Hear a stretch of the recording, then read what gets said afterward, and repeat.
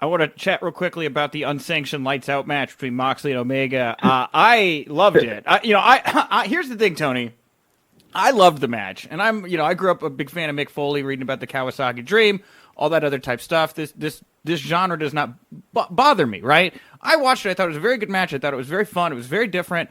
We did the scrum, and it got brought up, and you talked about it a bit. But man, the 48, 72 hours after that, this thing became like the centerpiece of like a much bigger discussion about brutality in pro wrestling and what is acceptable. Were you surprised that this particular match caused that level of interest and that kind of discussion? No, I expected it, and that's why we put this match on pay-per-view. We never do anything like this on TV, and the people at TNT, our friends at TNT, the folks at TNT are very familiar with this. They understand what we're trying to do here, what we are doing here, which is, putting hardcore matches sometimes in the pay-per-view main events. Not every pay-per-view needs to have it, but if there's going to be this kind of a big issue, and there's going to be two wrestlers that want to settle it, we're not going to sanction it. We're going to turn the lights off and turn a blind eye to the whole thing, and not be liable, for what occurs in the ring. Is kind of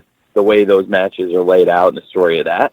I think it's a very logical thing, and I'm not surprised people were kind of shocked or amazed by the match, because it was supposed to be a shocking and amazing match. And I'm glad you loved it. I think most people did love it. Yeah. It's gotten a huge amount of interest, and it's done exactly what we wanted it to do, which is, really like grow interest in us and start a conversation. And, to me, I loved it. I absolutely loved it. And I felt great about everything we were doing before we did it. And I felt great about it all after it came off.